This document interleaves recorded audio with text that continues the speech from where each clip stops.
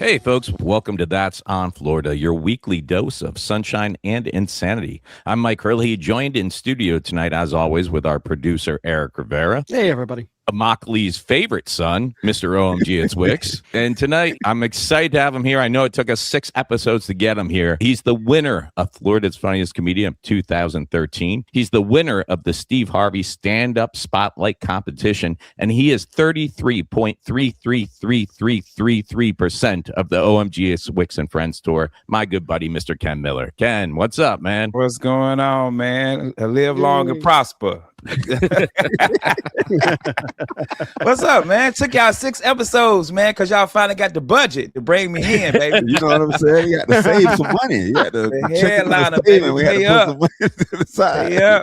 Let's be honest, though. It's because you already have your own radio show going on Sundays, Mondays, and that's Real Laughs over on 104.1, right? Yeah, and they were like, yo, man, you jumping ship? I said, I would never leave, but, you know, Wicks, you write that check. Hey, man. You know what I'm saying? I had to do what I had to do. Fourth window, I'm there. Well, it's good to have you. I know a lot of the listeners already recognize Ken. If you've been to one of the live Omgitwicks and Friends shows, Ken is always the one up on stage, known for the Q&A, and he does a whole nother show for you in the meet and greet line, and it's amazing. Oh, yeah. So really, really good to have you in here. And Wicks, I saw you were kind of busy this week. I was on the road. Ken was on the road, but you were doing a charity bowl-a-thon? Yeah, I was at the JustCallMoe Bowl event in Oviedo. It's for the Rosie's Adventures. I was out there tearing them up on that bowling. Like I tried to warn them, but I was horrible, y'all. But I did bowl over 100 the first game. The rest of them kind of went downhill after that. He's neglecting to say it's with the bumpers. The bumpers. No, I tried. They wouldn't put my bumpers up, man. They was like, y'all don't need bumpers. Y'all don't have kids. And I'm like, oh, details. You know what I'm saying? Put the bumpers up. What was the charity? Rosie's Adventures. So it takes like kids with like illnesses. So they raise money so that they can take kids on these adventures. And they take them to all kind of adventures. I mean, they do everything. So that's to raise money for that. And they do it every year. I think this was the 3rd year. This is my 2nd year. Last year I missed because, you know, my son was just born. So I returned this year. Excuse. Yeah. You know what I'm saying? I got excuses all over the place. So some kids didn't go to Disney World last year because you had to have the baby, right? Yeah. That's why I told Sean, I'm like, this is it. Hey, man. let's talk about how Wicks can't say Oviedo. Yeah. Oviedo. He said Oviedo. He said, man, I was at Oviedo. Just the bowling. Just bowling at Belvita. Oviedo. There you go. There you go. I know so how does that work over there? Is it like you and a bunch of other celebrities are bowling, or? Yeah. So basically what they do is they kind of have the celebrities, and then people will, you know, donate in order to bowl with the celebrity that they want to bowl with. I'm not gonna say that my team was the most lit, but we was. You know what I'm saying? We had the most fun. So, my team had a great time. Now, do you have your own ball and shoes, or did you just go with whatever they gave you when you got there? I mean, I went with what they gave me, but I feel like next time I go, I'm gonna have my own ball and shoes. Like they're gonna be like, do you need shoes? I'm like, nah, I got that, and I'm gonna whip out a gold bag. It's gonna be like a solid gold bag if we keep doing these shows. You need to have like that clear ball from that Mystery Men movie with like a gator skull inside, or something. Acrylic with like an alligator skull inside, and maybe LEDs in the eyes that light up. See, you joking? Somebody gonna be in the comments like, you know, I can make you one of those. I'm telling you. That's why I said it. And while you're at it, me and Ken Miller like to bowl too. hey, but he's a terrible bowler. So you making this nice bowling ball for a dude bowling 98? That's okay, man. You know, Erick and I have been in music for years, and do you know how many people have the nicest equipment and don't know how to play with it? It's called having all the gear and no idea. So I'm fine with that. I guess it's a little posery, but I mean, heck, if I can get a free bowling ball out of the deal, I'm going to take it. It's going to be right back to my little mantle back there. You see all this stuff? I'm collecting Florida stuff. I got the loofah bouquet I got to put up there. The loofah hat that's going to go somewhere back there. It's going to be a bunch of stuff that I collect. I'll tell you, if we get the Dania Improv booking, that's going to be the thing, because in the same plaza as the Dania Improv is this nice little bowling alley. I went there with Brad Williams and JB Ball when we were doing the shows down there one day. And it's funny because when you go bowling, pulling, there's people in other lanes looking down, looking at Brad Williams going, is that Brad Williams? It's like, man, how many people you know that look like Brad Williams? Yeah, you right. Got like Peter Dinklage and Wee Man. That's it. That's it. And this bowling alley's right next to the comedy club with his face bigger than him on the poster. Yeah. A good chance that it might be him. So, well, this is dope. They recognize them because people come to our shows, Myke, and they'll be like, "Are you guys the comics that they bought tickets for?" Yep.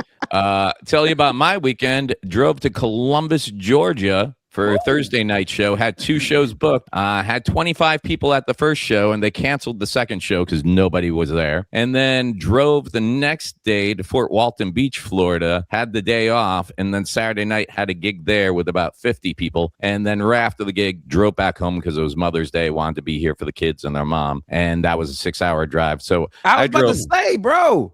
Wow, I know that's a long drive, boy. So that's 18 hours, just to do the math for you. 18 hours total trip to perform for 75 people over the course of 3 days. I'm like, man, I'm not doing these anymore. I'm just doing Wicks shows now. Especially when I took this gig, gas was at $2.35 a gallon. Oh yeah. Now, literally double the price. I'm like, this run cost me money, man. This run cost me money. Where are you guys at gas-wise in Florida over there? Well, Florida itself, the highest I saw when I was leaving Florida was $4.80. And then right when I got to Georgia, it got more into the $4 price line again. Georgia got cheap gas up there. But I do that 93, so my gas like $5.49. Yeah, so you ain't going nowhere. You taking no gigs. Yeah, like, I be siphoning, B. Pull up next to me if you want to. Man, you know what's funny? When I was leaving Boca, I was like, I thought I just filled this tank up, man. Like Ken Miller was parked 2 cars over from me. What kind of gas you use? 93? Myke, you're a trooper, bro. That's 6 hours. You are a trooper, man. I did one, dude. I did Richmond. And Richmond's like 12, 13 hours. The show was over and I was wide awake. And I said, I'm just going to drive until I'm sleepy. Yeah. And I drove until I got sleepy. I stopped at a rest stop, took a 2-hour nap, and then I finished. Sometimes you just want to come home, bro. I've done that. I've done that. And Kevin White was opening for me on the show. So he was with me. I'm like, oh, man, this is great. Because usually I drive alone. Now I got someone. Man, as soon as we got onto Route 10 up there, he was out for like 5.5 hours. He woke up and we were like half an hour away from work. Yes, he's like my wife. My wife's like that. My wife, we leave the parking lot. We say a prayer right before we leave. We leave out of the parking garage, and I make that left to go to hit the turnpike. I look over, my wife knocked out. It's like I tell Kev, I'm like, at least your snoring kept me up the rest of the way. Right. Real quick, Wicks, whoever you said was coming to see me in Deltona, tell them I said thank you. Deltona, you guys were amazing, man. I appreciate it. Thank y'all so much. I want to say that bowling thing, is it a bunch of different lawyers there also? There are a few. I know it's like the TV, radio.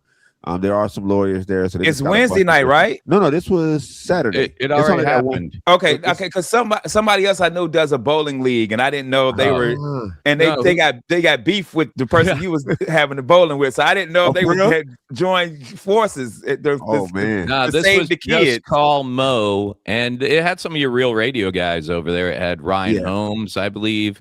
Yeah, I think Ross Padgett was there, and Sabrina Amber, even though she's not with Real Radio anymore, she was over there as well. So they had some good people on the lineup. Well, guys, the Florida stories this week, we got some good ones for you. First up on the chopping block today, most people visit the Hernando County Sheriff's Office to file a report or get a background check. But one Spring Hill man arrived with a much more specific request. He walked in, handed deputies a bag of white powder, and complained that the drugs he just bought at the local bar weren't, quote, high quality, unquote. He actually asked the deputies to test his meth to make sure he hadn't been ripped off. Well, the deputies were happy to help. They tested it, confirmed it was real, and then gave him exactly what he deserved, a free pair of handcuffs and a ride to the county jail. Now, I don't think it gets much more Florida than that. I've heard of people telling on themselves, but to actually go down to the jail with evidence in hand, what was he thinking, man? That is hilarious. He was high. He had to be high. He had to already used it. So the stuff was already working. You're at a police station. Yeah. Telling on yourself. I was thinking this might be the best stuff you've ever had. I was thinking the same thing, Myke. I'm like, how high you gotta be to think the drugs ain't working no more? I just love the fact that he thought, man, this guy ripped me off. I'll show him. I'm going to go turn him into the cops. And he went down there and said, hey, test this for me. And when it turns out to be bad, I want you to go down there and get my money back because this guy is making bad product. Yeah, you got to be real high to go to the police station. Be like, yo, these drugs ain't working. I need you to arrest this guy for some of these drugs that don't work. Like this ain't even working. Nobody likes a snitch, man. Nobody. You got to be a different level of high.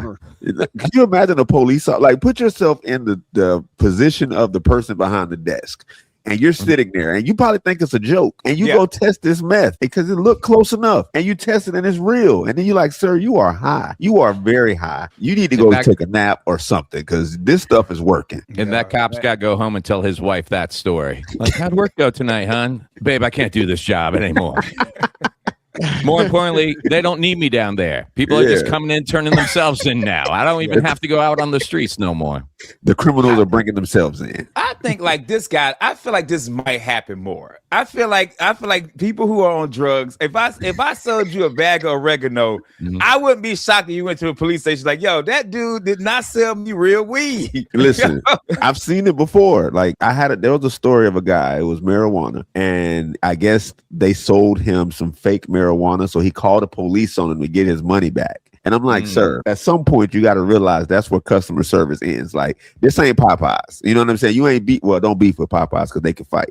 This ain't McDonald's. You ain't finna get your money back. Just go ahead and just chalk that up to a lose and just go about your business. Have you seen that one video? I think it's from a police body cam where they show up and there's a woman that called the police and he's just like, let me get this straight. You called me. Why? And the woman's like, I gave her $20 for something and she didn't give me and you know the one I'm talking about? Yes. And then he's like, what did you give her? It doesn't matter. I gave her $20 and she didn't give me, she gave me ceiling plaster. He's like, were you trying to buy drugs? And she's like, yes, I was trying to buy drugs. So he goes over to this woman who's sitting on the stoop and he's like, did she give you? I don't know what's up with that woman. She came over here looking to buy drugs. I told her, honey, we don't do that around here. And then she said that in front of my kids. And I want you to know, I do not deal drugs. I'm a lady of the evening. I do not deal drugs. And I think the caption was, this has to be the most honest neighborhood in America. Yeah, you don't sell drugs, but you selling something else. I wouldn't be surprised if most people didn't want their money back for that too. Hey, you'll be surprised. Well, no, you won't. It's crazy out here, y'all. Myke, real quick, right? You said that lady. What was in the bag? It was ceiling tile. They had taken like plaster, like popcorn ceiling, scraped it off, put it in a little bag for her. Asbestos off the walls there. Yeah, there you go. That's probably the same guy who was dealing stuff to our guy who went down to the police station going. He's like, I'm not falling for the old ceiling tile thing anymore. That lady that put some mesothelioma in the bag. I got an 800 number you might need. Smoking this. Morgan and Morgan are looking for you. Right, for the people, hey, they'll take the case. Just call Mo, baby. He'll take it. Get a free bowling game out of it.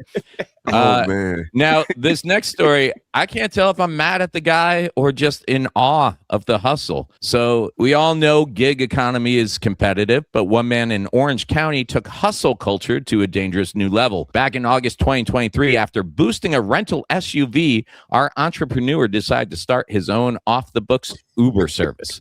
The catch? To stop the rental company from remotely killing the engine, he had one simple rule: never turn it off.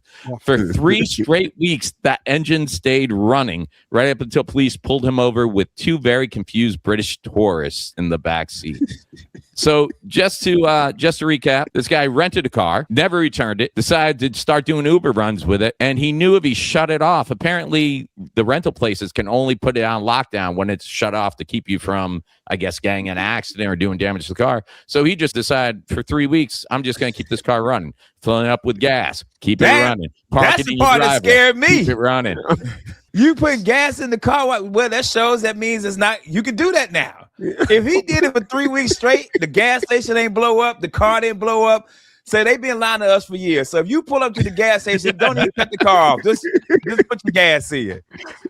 But my thing, see, what I'm thinking about is, was he doing like, is this recent? Because if gas is as high as it is, right, and he just letting it run, at some point you're not even making money with the Uber. You're just paying for gas at this point. You're Ubering to pay for the gas. It was August 2023, and it seemed that he picked up British passengers. Maybe they didn't know how to convert pounds to dollars. They didn't know they were getting ripped off. I've had that happen. When I was in Iceland, they gave me coins. They were the size of quarters, and we were just we got a little bit of an altercation with some people, me and my good friend Dave Tinter, and Dave just started chucking change at them when they were walking away. He was just throwing coins at them. We didn't know. We ended up throwing like $89 American at them. We couldn't understand why they were laughing and picking it all up. We're like, look at them going for the change. Look at them picking up that change. They're like, just keep yelling at these Americans. Apparently, they're going to keep giving us money.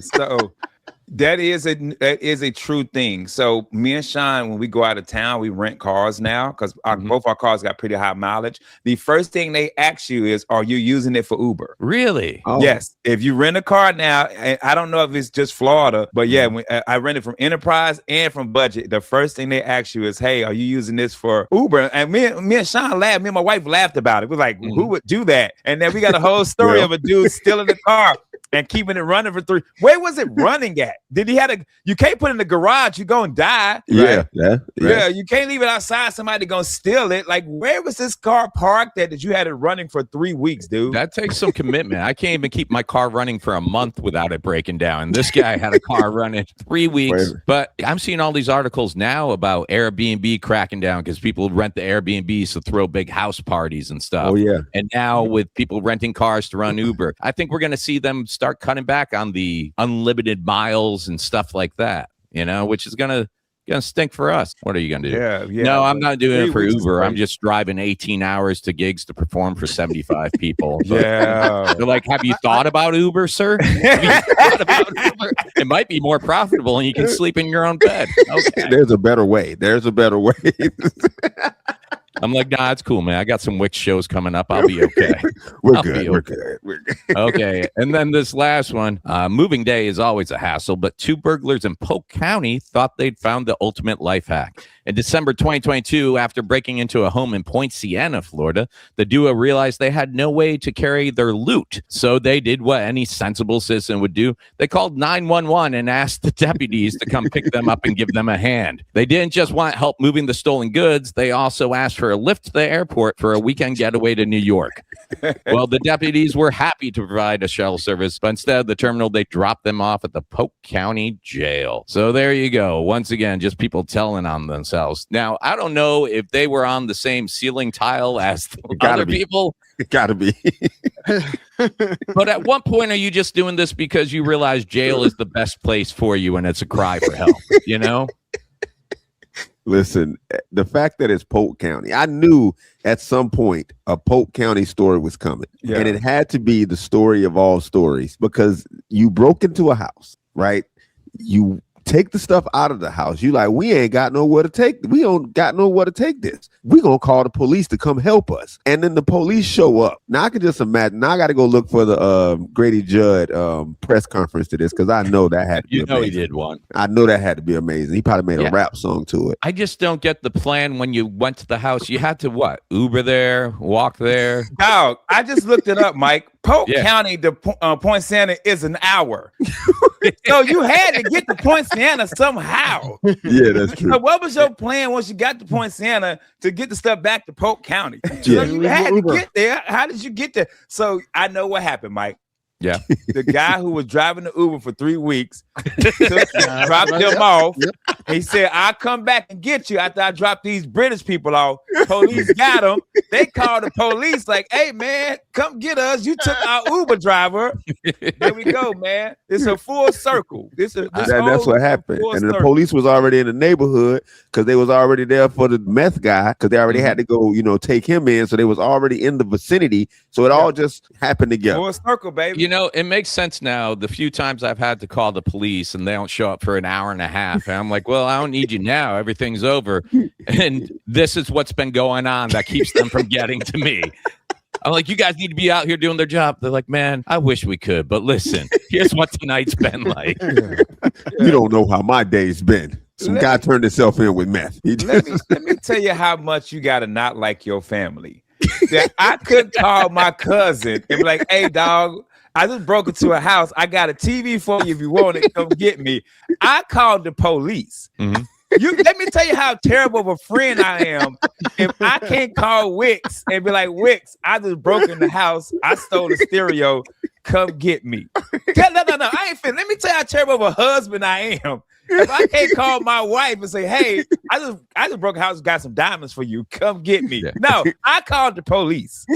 No, just so you guys know, if you call me and you broke into a house and you forgot to have an escape vehicle, I'm going to be like, leave the TV, take the jewelry. If you're going to be stealing, don't take something you need an SUV for, man. It fits in your pocket. You can walk away with it. You need to be gone in 60 seconds like Nicholas Cage. Nobody wants a 2019 48-inch Vizio. Sorry, Nobody. That's not going to get a good price. No. Well, you call the police. You're like, hey, man, and make sure I need the K9 vehicle because I got a lot of mercy.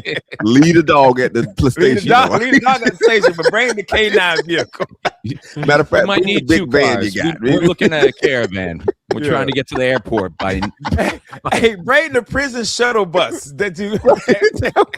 Okay, I got a better question. Mm-hmm. What were they gonna do at the airport with all that stuff? Like, what was the plan at that point? Like, you got all this stuff. I'm You pretty want the sure police to take you to the airport? Just wasn't good in general. That's still in town. Lack of plan. They was on that same meth that dude was on. That was the same stuff. It had to be the same stuff. That's what it was. The meth plan.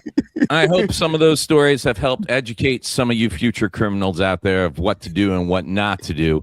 The only way you can get through life is if you have people giving you guidance. Now, I understand that there's people who moved to Florida or people who have lived in Florida their whole lives or people who have lived here part of their lives, but they seem to forget some of the simple rules to Floridaing. And that's why every week we do this little public service announcement for you to get you back on track. So, Wicks, do you have some good learning stuff for the folks of Florida this week? Oh, yeah, I got some stuff. Let me look right in the camera when I talk about this, because it started raining. It's been raining more, right? This past week or so, in my area, it's been raining a lot more. One thing I have been running into is people with their hazards in the rain. Listen, that does not make you see better, does not make us see better. Just all I see is a flashing light. If you can't drive in the rain and you got to put your hazards on, pull over. Just get out of our way because we finna zoom right on through it. We got our Rain-X on. The raindrops are sliding right off our windshield. We're zooming in and out. We gonna get to where we got to go. But if you got to put your hazards on, get out of our way. That's all I got. I almost had an asthma attack just now. It really bother you Floridians? It never bothers me that people got their hazards on. Man, and they be in the left lane going 20 miles per.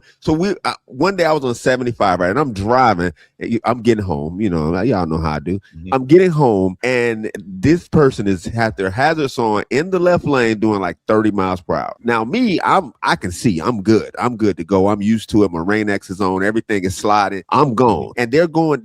All I see is a flashing light. So I'm thinking they're just hitting their brakes. That's what it looked like. And they were just going slow. And I'm like, bro, if you got to do that, just get over there. Just get all the way over to the right, or just get off the road until it gets done. You, I actually hit some of that on 10 this past weekend. We had whiteout rain. Yeah. And I was in the position, though, where, number one, you're going to hate me. I almost hit my hazard lights because I was like, people need to be able to see me. I want to get hit.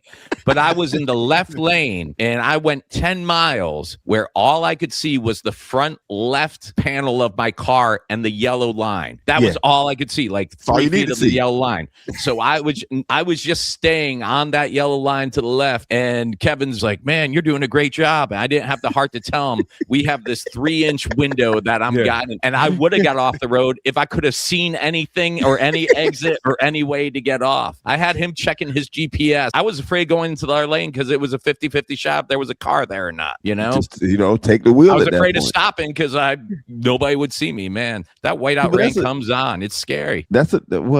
Y'all, I drive crazy. I don't know if y'all know this or y'all didn't see me on the road. Many of them have probably talked about it. Y'all have probably heard them mention the way that I drive at times, but it's because I can, I drive by faith. You know what I'm saying? I got faith that I'm going to make it to where I got to go. I can't really see that well. Like I know I wear glasses, but I can't see. There's a ton of crosses on the side of the turnpike. We're also driving by faith. Hey, Wicks. I'm a Christian man myself, brother. Hey, that ain't when you need faith. You need to be paying attention is what you need. God, like I gave you 4 eyes too, and you got glasses. Man, if you use them 4 eyes and put them hazards on.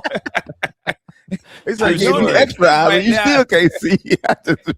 True story. We were going down 95 once, and one of my kids saw one of the crosses on the side of the road, and he was like, "What's going on with the cross by the side of the road?" And I'm like, "Oh, well, that means there was probably an accident there, and someone passed away." And he's like, "Oh, okay." And then like 2 days later, we drove past the cemetery. He's like, "Would you look at that pile up?" Hey, what happened over there? That must have been a bus.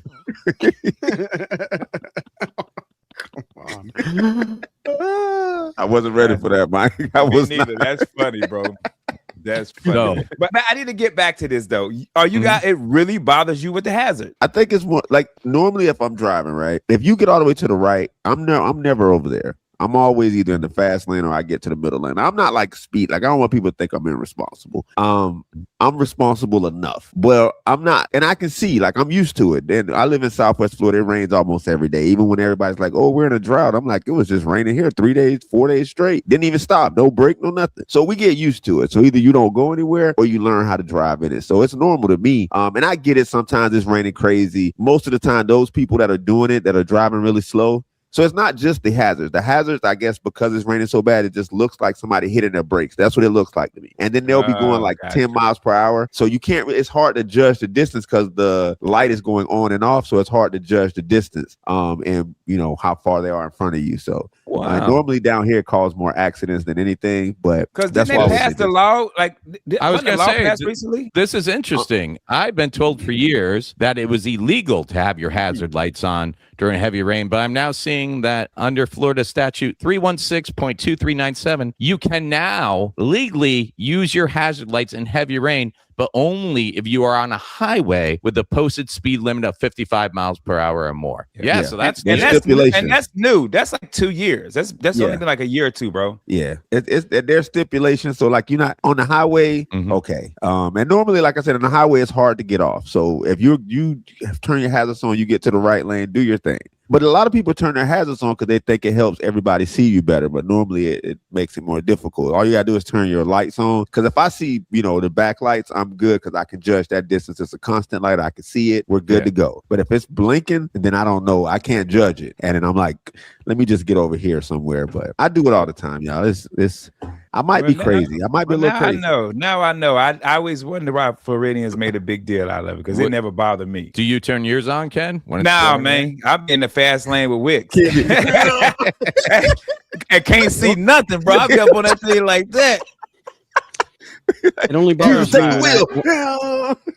Well, that brings us to this week's trivia for the week. Now, as always, I had Eric go out and research some Florida fun facts for us. Wicks, I'm a little bit scared this week. The first few weeks, we've done actors, we've done musicians, we've done cities. And I felt a little bit confident, but I feel like you have an unfair advantage with your Everglades upbringing in this one. This week's trivia is Wild About Florida.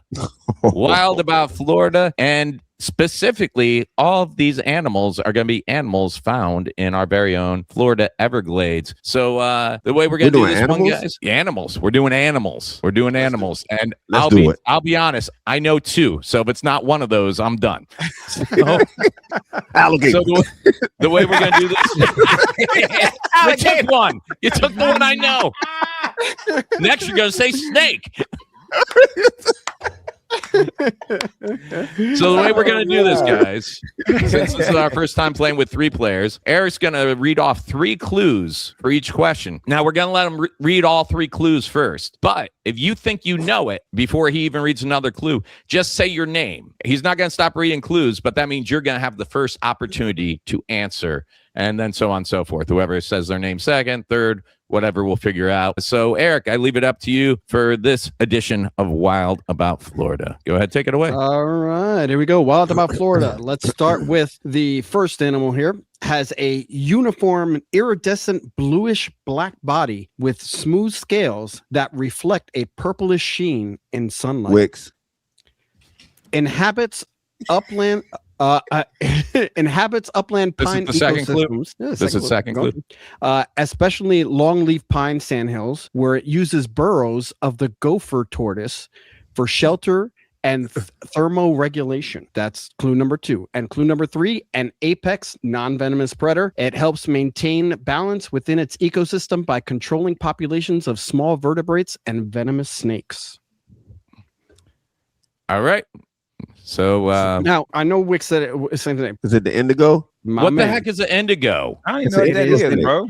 Even after reading 3 clues, I have no idea what an indigo is. One of my favorite snakes. It's a snake? I was thinking, yeah, it is a snake. I thought it would help Myke and Ken out with the. No, I would have just said snake. That's a second snake. That's there's a lot of snakes. So what's so special? What's this? What's it look like? It's like iridescent. It's blue. Like aren't water moccasins also like bluish or no? No. So this one actually has like a blue. This one has like Superman blue. It's a bluish black body. We'll insert picture. No, we won't on YouTube. Oh, okay, you can Google it. Mike's bitter today. Mike's not doing that. Mike's bitter today. All right. So have you caught one before, Wicks? Have you seen one in the wild? They're protected. They used to be around a lot more, but people started messing with them because of how they look. So now they're like, if we do see them out, you don't tell anybody else where you've seen them, so nobody else can't go mess with them. So they're not like an invasive species. They no. They're native. Here? Yeah. Okay. They brought one to my elementary school after they taught us how to zigzag. So that's wild. Round number 2. Here we go. Clue number 1. Endangered species native to southern Florida. Now survives only in small populations in the state's forests and wetlands. Carnivorous ambush predators. Their primary prey is white-tailed deer, but they also hunt wild hogs, raccoons, rabbits, and occasionally alligators or birds. Number 3, large, slender, with tawny coats, whitish undersides, and black-tipped tails and ears. Myke, is it is it a bobcat? No, sir. Okay. I knew it wasn't a bobcat. Ken, is it a fox? It's not a fox. Had to take a guess. I'm with you. For 2. Wow, and this is actually endangered. It could be one of the two, but I'm gonna go crocodile. It could be one of the two. It's not the crocodile. Gentlemen. Go ahead. It is not a crocodile, gentlemen. This is the Florida panther. There you go. I almost said panther. I see. You got it wrong with bobcat. Almost said panther. I thought that was an easy one. I was gonna say the hockey team name and all that kind of stuff. Listen here, Alex Trebek. It's easy when you got the answers in front of you. Right. Chill out. I was thinking panther too because endangered because panther, and then there's the Everglade mink. I was there. It was feline. I'm taking half a point. I knew it was a panther too. All right. Moving on. Go. Donuts. All right. Round number 3. Females give birth to a single offspring after a gestation period of about a year. Clue number 2. They are herbivores, feeding primarily on seagrasses, mangrove leaves, and aquatic vegetation. Myke. Ken. Clue number 3. Large, slow-moving aquatic mammal native to warm coastal waters and rivers off the Atlantic and Caribbean. Y'all got it. I'm going to go manatee. You got it. Ken, what do you got? I was going to go manatee also. Wicks? That was it. That was the one. Yeah, that's right. That's right, gentlemen. Myke, you got it correct. It is the manatee, the Florida manatee. I was going to say deer until you said aquatic mammal at the very last second. I was like, thank goodness for that. Thank goodness for that. All right. Round number 4. So here we go. Semi-aquatic and highly social. It inhabits wetlands, riversides, and grasslands from Venezuela to northern Argentina and Florida. Myke. Have short reddish brown fur, a blunt snout, small ears, and nearly no tail. Their eyes, ears, and nostrils sit atop the head, an adaptation allowing them to stay mostly submerged while keeping watch. That was clue number 2. Clue number 3, crepuscular, I can't say that right, crepuscular secular grazers, feeding mainly at dawn and dusk on grasses and aquatic vegetation. All right. I'm wrong. I was going off the first clue, and I just thought like those little river otters. I saw otters, but otters. Negative. Okay. It's not what I thought either. I think you got What you thought it was the cat in your hand? You see it, right? Yeah. Is it a muskrat? Is it a muskrat? No, but it's not that. But kudos, Ken. Because I was thinking muskrat or otter was going to be my answer. It's not. No, because those things are carnivorous. The minks. I have nothing, y'all. I don't want to slow it down. Like I'm thinking and I'm going through the database in my head. That's all right. We can edit. That's what we edit for. No, you say we can edit, but I'm the one up for 5 hours. You stay out of this. Mike said, what? There's no pictures. There's no extra editing. It's just it just sounds like a sore loser there because you're not getting them correct. What do you mean? Okay, right now, I'm tied. It's 1-1 right now. I don't have anything for it. Yeah. So what's the answer? So something like a muskrat. Wicks, give us. We got this. We can do as a team right now. We can do as a team. Wicks, something close or similar to a muskrat. What kind of rodents are hanging out? What is that rat? It's a big rat that lives down in that area. Is it a rodent of unusually large size?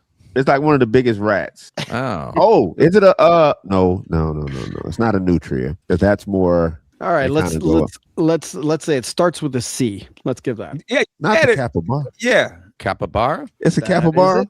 Yeah, it is a capybara. That is okay. Correct. So I'm gonna tell you what threw me off. Right. Let me tell y'all what threw me off when he said it's in South Florida. Mm-hmm. There was a colony of capybara in north central Florida. So when he said the location is what threw me off because I knew that there was a colony of capybara in north central Florida. Oh, okay. Yeah, I think not there's native capybara to the area, bars now. Like capybara bars where you can go in, have a drink, and hang out with a capybara or something like that. I'm taking my daughter. That adventurous, bro. I'm taking my daughter to capybara. They look like cute little cuddly things, I guess. Yeah, they're cool. They had 2 shots of Crown. And all of a sudden, capybara up there capping. They're like gremlins with liquor. Gotcha. Oh, man. I think you at the capybara bar. I hope they're in there drinking. You in there drinking, having a good time. They gotta watch you have a good time. You can't get a capybara look at this. Not a cap. So you ain't gonna give me none of that? Just not even a sip, right? I can't get a sip. Come on. Okay. Well, if you just walked in, it's just a bunch of capybaras drinking at the bar. You're like, I totally misread this situation. I thought it was a bar where I come to pet a capybara, not a bar where capybaras go to drink after they get off their shift in the Everglades. Yo, that's actually that'd be a funny Pixar scene. I'm telling you. Don't take it, Disney. You owe us. All right. You know what? Let's give Ken that point because he got the C word out there eventually. So that puts us at 1 point each going into the last question. And now it gets heated. Now it gets heated. And you know what? I've seen the god bleed. Like I thought Wicks was gonna just sweep us up, but I see he's not on. He's not totally on his game tonight, so we might have a chance here, Ken. When he threw I'm telling you when he said it was South Florida thing. That's what that was the only thing that messed me up. I was so sure, but you were already on capybara. I was there. Well, I missed Panther. I'm not feeling good about that. So I thought the Panther was too obvious. I was like, that's too obvious. It was He's the not tips gonna of the pick that ears one. thing. I went Bobcat because I remember they got the little, but it's all right. It's all right. I'm in the zone now. One question. Money on the line. Who wants the ball? Right. Jordan. All right. Let's do it. All right. Clue number 1. Characterized by their dark brown blotches bordered in black, forming a pattern reminiscent of giraffe markings. They have muscular bodies, wedge-shaped heads, and vertical pupils. Ooh. Clue number 2. They consume a wide variety of prey, from birds and rodents to deer and alligators, depending on the size and availability. After feeding, they may go weeks or months before even hunting again. And clue number 3, one of the world's longest snakes and has become globally known Myke. For both its size and for its invasive presence in places like the Florida Everglades. All right. Now, y'all know I was out there putting hands on them. I was putting hands on them. Pythons. I put hands on them. These hands have caught pythons. No. I think you cheated, bro. Correct. You gonna get him something he hunt? No, wait. Wait, but he got python. But what type of python? Burmese python. These hands have put hands. I have caught with these. Well, congratulations, Wicks. You take home the prize for the first Wild About Florida. And you know what? It's what I expected, but it's closer than you thought. We had you on the fence. We had you on the ropes, Ken. I don't feel bad. We didn't do as bad as I thought. Erick cheated and gave him something easy. He gave him something he wrestles. You're not here during weeks when he and Erick are doing trivia against me. Erick will be looking at Wicks like, okay, Wicks, Myke, cover your ears. All of a sudden, there's extra clues. Yeah. There's extra clues and there's winks and nods. And I think they'd be texting the whole time too. I think they're like messaging like, "Hey, this next one coming up, Edward Scissorhands, just so you know." Hey, Myke, if you ask the question and Wicks is looking down like this, right. When you look it up a little bit, hey Paul, look me in the eyes, give me an answer. That's why I wore a hat this week, so you couldn't. and the thing is, Erick's been my friend for well over 4 decades, and here he is, just over here, just throwing Wicks up because he's got a couple more social media followers than I do. No, I told him I had his back in Okeechobee. Erick, Wicks is not going to play your music. Stop it. He's never going to play your music. Nobody's going to play my music, and I'm okay with that.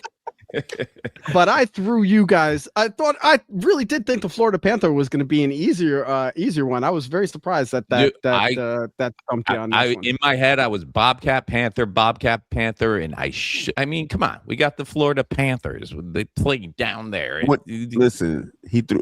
You had a couple hints that threw me off. Like I'll know it, and that's why I'll jump in, and then you'll say something. I'm like, wait a minute. Like the southern thing for the capybara. I'm like, I know that was my goal.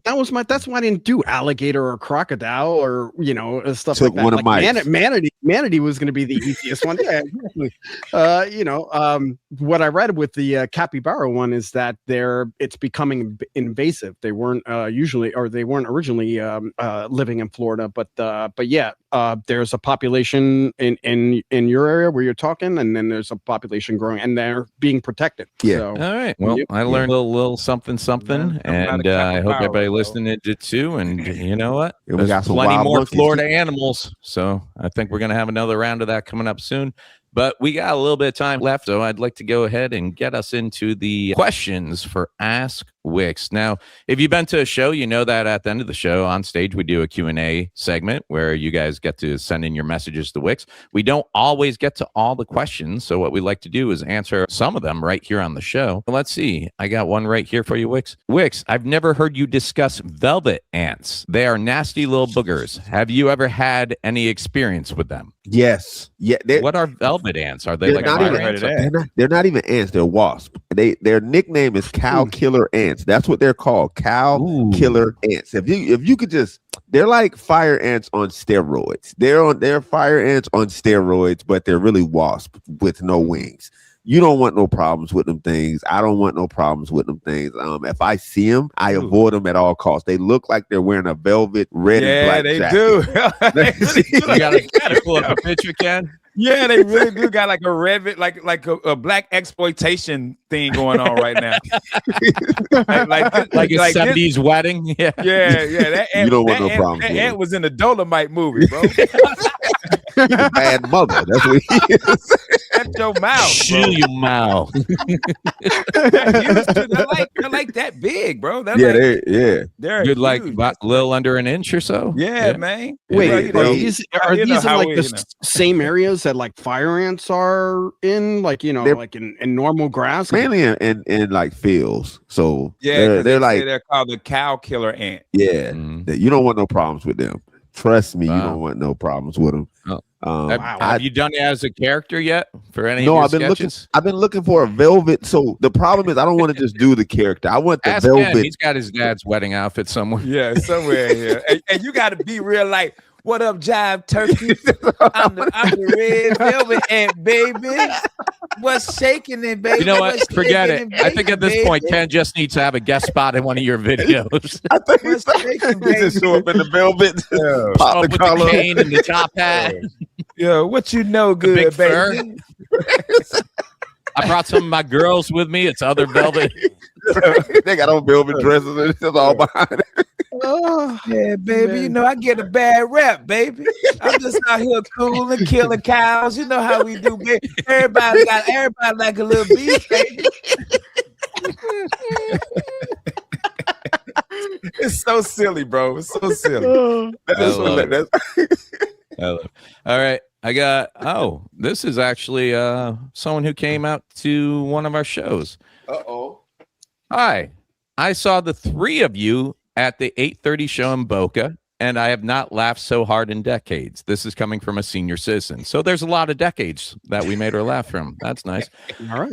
Waiting for my next opportunity to see the trio of great comedy. Thank you for that. First question. How did the name Omgitswicks get selected? Okay, so back in the day, in high school, you coming up with nicknames. So my nickname was Wicks. So after high school, I was like, you know what? I'm going to do music like everybody else at that time. So I was like, I need a name.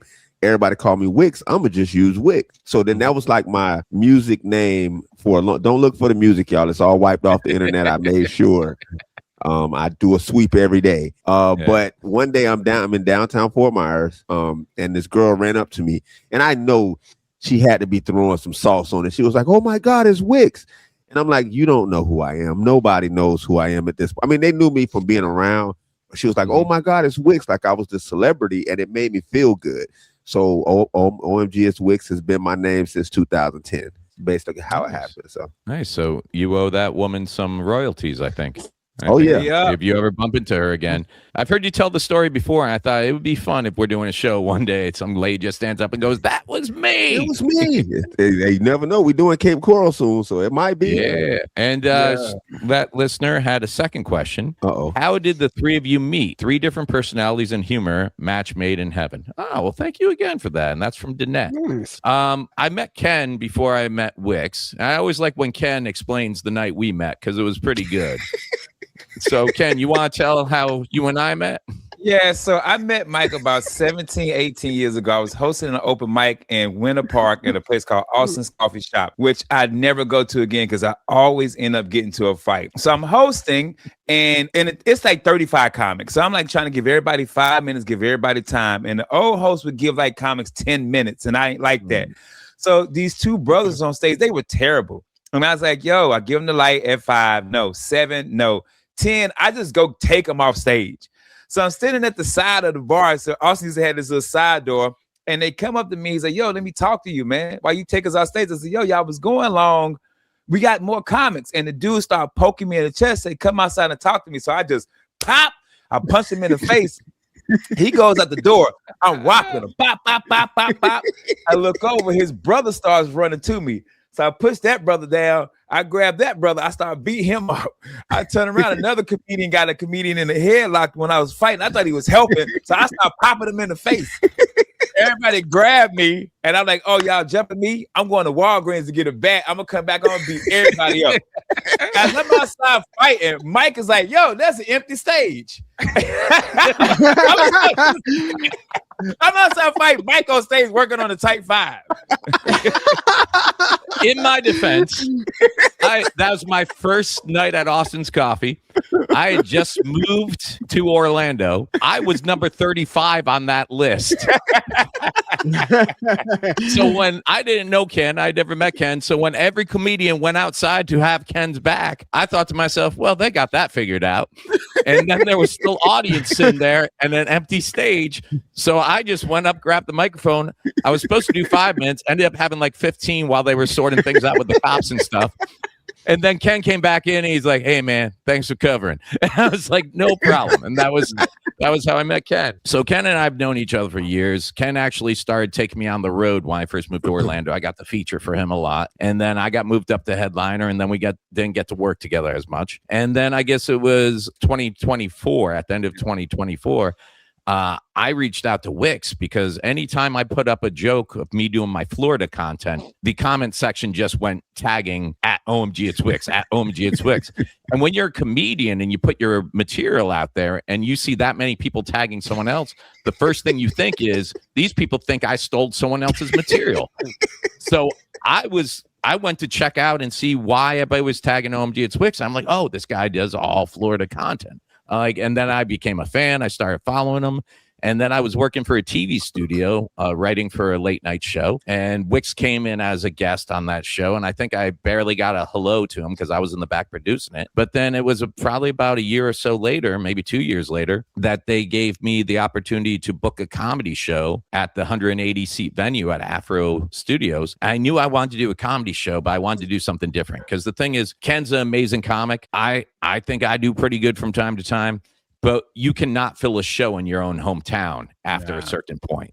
So I'm like, we need to bring in someone different. We need someone who people want to see. And that's when I reached out to Wicks. And I'm like, man, have you ever thought about doing stand-up comedy? And I think at this point, I'll just turn it over to Wicks because he knows the rest of it. Yeah, I remember it. You were like, have you ever thought about it? And I had thought about it. I think I told you I reached out to someone to help. They basically told me that I wasn't a stand-up comic. But at that time, I was like, nah, I don't think I can do it. I think the fear of writing jokes to make, like, I can do actions and dress up in characters and make people laugh, but like to tell a joke and make people laugh, it was a little intimidating. But Myke, he gave me the speech, and the speech was amazing. And I was like, you know what, I'm gonna try it. Let's see how it goes. And Myke was like, whatever you need help writing, I got you. And I was like, you know what, let's make it happen. And then I ended up meeting Ken at the show. We showed up. People bought tickets. We were shocked. I was shocked. I know I was shocked. Myke, 2 shows, first time out. Myke booked the first show, and he came back the second show. He was like, so the first show is sold out. And I was like, what? He was like, yeah, sold out. I'm like, sold out. He was like, you want to do another one? I'm like, you know what, why not? So and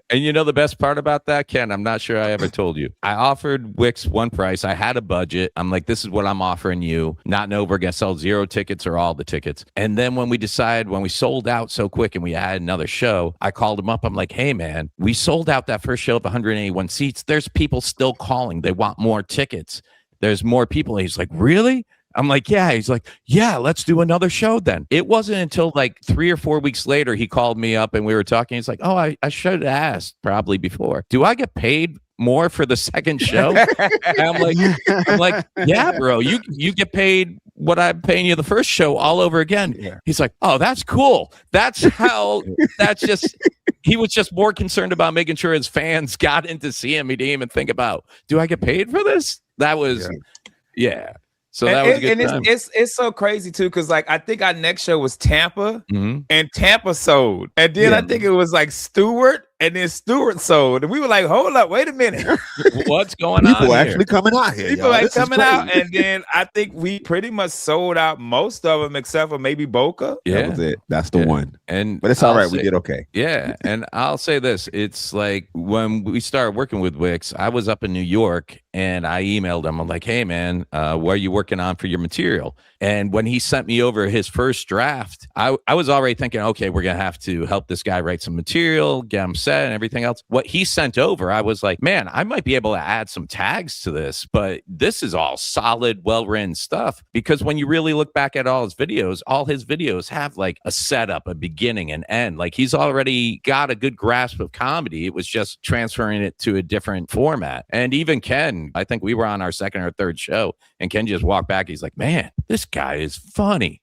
And Ken doesn't say that about anybody. Nobody. Everybody tell me. They was like, so Ken think you funny? And I was like, yeah. They was like, oh, you funny. And I was like, he don't care. He don't care. He's really actually funny. Because Ken will hurt feelings. He doesn't care, man.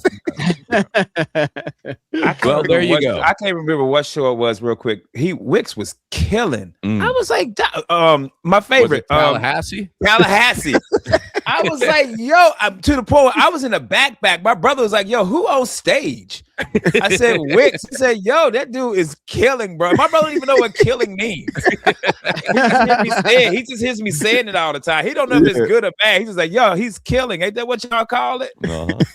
Well, that's all we got time for this week. Coming up, though, if you want to see us live, we got a bunch of shows. June 28th through the 30th, we are at Visani's Comedy Theater. All the shows are sold out right now, but you might want to try calling the box office. Sometimes people have things pop up or last-minute cancellations, so don't give up on that one. June 12th and 13th, we're at Cultural Park Theater. Tickets still available for that. June 19th and 20th, we're at Side Splitters Wesley Chapel. June 27th, Ocala Civic Theater. July 10th and 11th, Comedy Key West, 4 shows over there. August 29th, Polk Theater, only about 50 tickets left out of 1,400. Yeah. I just got one thing to say. The jet ski motorcycle, the people that make it, they were like, when you get to Polk County, we want you to ride on this. And I was like, there's no other. Listen, so before the show, I'm going to be doing some crazy stuff on a jet ski motorcycle. Just so you y'all know how I feel about before the show crazy stuff. Yeah, bro. I'm like, man. After the show. You want to go python hunting before one show. I'm like, can you do it later? Can you, like, I just need you to show up at the show, because if just me and Ken show up and I'm showing pictures of you in a hospital bed, they're going to want their money back. That's what's going to happen. Oh, we here for, you just got to, everybody hold your lighters up. Just do that. That work every time. All right, go ahead. My bad. No problem. September 19th, we just added this one. It's already over 70% sold out. Levy Performing Arts Center in Lake City. October 2nd, Brevard Zoo. October 3rd, Melbourne Gleason Center. October 4th, Gleason Center. 10/9 through 10/10, Gregory's Comedy Club. And then November, we're at Off the Hook. Early December, Side Splitters. And then December 19th, Mount Dora Music Hall. And we also have 3 other venues that we're just finishing up the contracts with this week. I'm not going to say anything, West Palm, but we got some things coming on. Wait, you forgot also, one. The Sanger Theater up in Pensacola is going to happen. And I got another one I can't mention yet, but believe me, you're going to enjoy it. So, folks, that's all the time we have for you today. On behalf of myself, Myke Herlihy, our producer, Erick Rivera, my good friend, Mr. Ken Miller, and the official, unofficial ambassador of all things Florida, Omgitswicks, thank you for tuning in. We'll catch you next week. Bye.